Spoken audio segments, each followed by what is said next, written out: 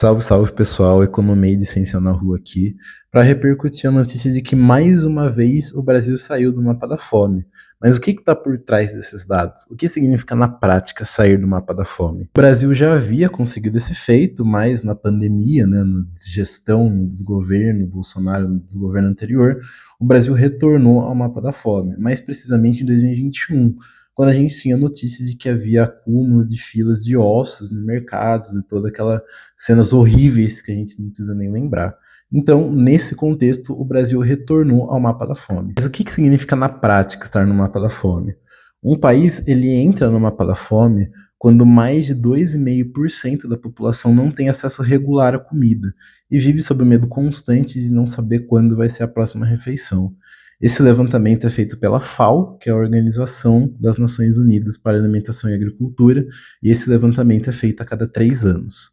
A FAO ela utiliza o indicador de prevalência de subnutrição, POU, para montar o mapa da fome, considerando 3 fatores: a disponibilidade de comida no país, que é a produção mais as importações menos as exportações de comida naquele lugar, a forma como esses alimentos são distribuídos, levando em conta desigualdades de acesso e renda, e a ingestão calórica mínima necessária para uma vida saudável.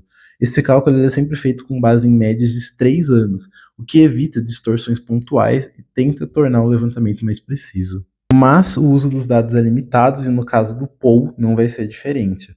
Ele é muito útil para você fazer comparações com outros países e até em algumas situações de análises internas, mas, por exemplo, o POU não mostra se a população está comendo com regularidade ou principalmente se ela está comendo com qualidade.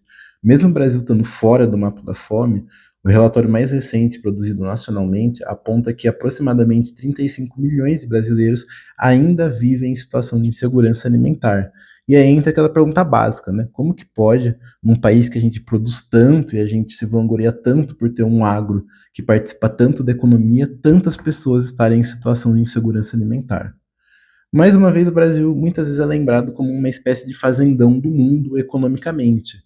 A gente produz soja, essa soja é exportada, grande parte vira ração de porco na China, e a gente importa os bens que têm maior valor agregado, como eletrodomésticos, bens manufaturados, etc. A gente tem no Brasil a prevalência da cultura da soja. E, enquanto isso, a área plantada de arroz e feijão, que de fato é a comida que está na mesa do brasileiro todo dia, diminuiu mais de 70% nos últimos 15 anos. O agro, como instituição nacional, ele contribui sim para a alimentação do brasileiro, mas o básico, o nutritivo e o necessário, ele é colocado na mesa do brasileiro através dos pequenos produtores. Se a gente vivesse só à base desse agro é tudo, agro é pop, a gente ia viver à base de ultraprocessados, alimentos pobres em nutrientes, o que já é uma realidade para muitas famílias, já que alimentos de maior qualidade têm um preço mais alto e muitas pessoas não têm acesso a esse tipo de alimento.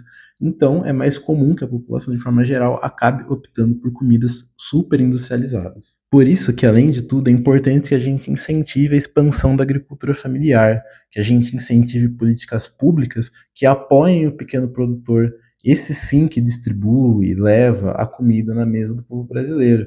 A gente precisa de políticas públicas que financiem uma alimentação de maior qualidade para a população como um todo e permita que todo mundo tenha acesso ao mínimo de qualidade, não apenas em quantidades de ter a comida, mas em termos de qualidade nutricional, a fim de que, se a gente parar para pensar, isso até pode reduzir um custo na economia, que é o SUS. Por exemplo, se você tiver menos pessoas doentes, se você tiver menos pessoas com condições agravantes, com doenças cardíacas, muitas delas são decorrentes de uma má alimentação, você diminui a sobrecarga no SUS e, consequentemente, traz uma redução de custo para a economia.